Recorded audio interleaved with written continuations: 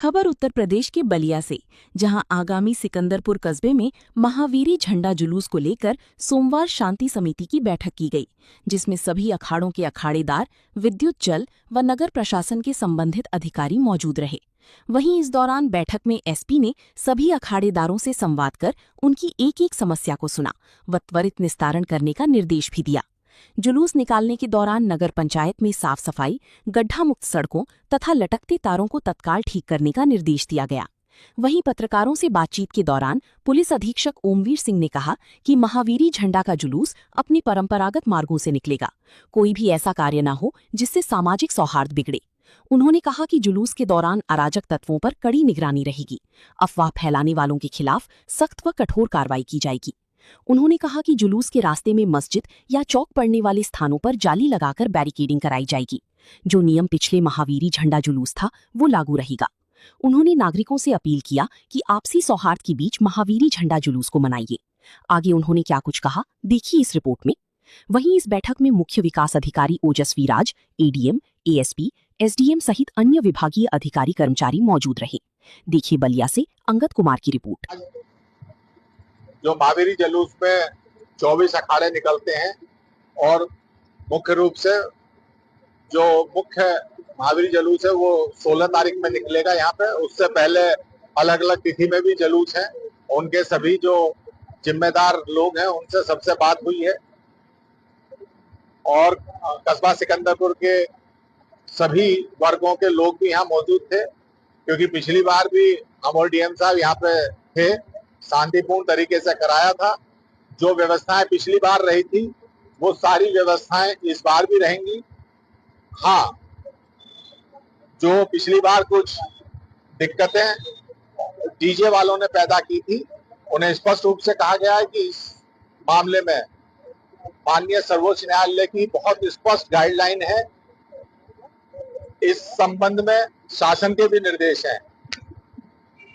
एक particular decibel तक ही वो होना चाहिए। लोगों के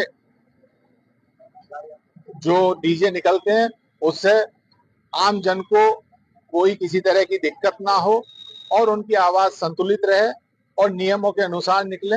पिछली बार एक दो लोगों ने गड़बड़ करने का प्रयास किया गया था, उनके विरुद्ध वैधानिक कार्रवाई की गई थी, मुकदमा लिखा गया था। इस बार भी ऐसे लोगों के विरुद्ध सख्ती से कार्रवाई की जाएगी। अभी मुहर्रम सकुशल संपन्न हुआ, जैसे जैसे जैसे महावीर झंडा का जुलूस जिस क्षेत्र से इस रास्ते से जाएगा, वहाँ कहीं मस्जिद है तो कहीं आपका वो चौक पड़ जाएगा, तो इसके लिए सुरक्षात्मक दृष्टि से क्या करते हैं, कैसे कहेंगे? पिछली बार भी क्योंकि ये संज्ञान में आया था कि कई बार जब महावीरी जुलूस के अखाड़े किसी मस्जिद या कुछ उसके ऐसे स्थानों से निकलते हैं जहाँ पे ताजिए रखे जाते हैं, तो वहाँ प्रयास करते हैं पारंपरिक रूप से, जिसके कारण तनाव की स्थिति उत्पन्न हुई थी, बताते हैं करीब 2017 या उससे पहले। लेकिन वर्तमान में ऐसी कोई, दोनों समुदाय मिलकर बढ़िया तरीके से कर रहे हैं और वहाँ पे उसकी सुरक्षा के लिए पिछली बार भी बैरिकेडिंग की गई थी और इस बार भी की जाएगी। और लोगों से अपील भी की गई है कि कोई ऐसा काम ना करे जिससे कि किसी तरह का सांप्रदायिक या जातीय वैमनस्यता पैदा हो।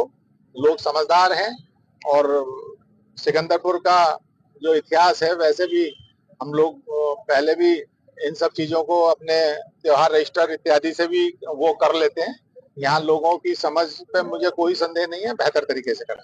सर, एक सोशल मीडिया पर आपने एक मैसेज दिया था कि सोशल मीडिया पे जैसे कोई अपना रील बना रहा है या फिर पोस्ट कर रहा है, तो इससे क्या संदेश दिया? सोशल मीडिया का दुरुपयोग ना हो, सोशल मीडिया पे कोई ऐसी टिप्पणी ना हो जिससे कि जातिगत या व्यक्तिगत रूप से अभद्र भाषा का इस्तेमाल हो या कोई सांप्रदायिक माहौल का कोई इस तरह का कंटेंट डाला जाए जिससे कि लोगों में उत्तेजना पैदा हो।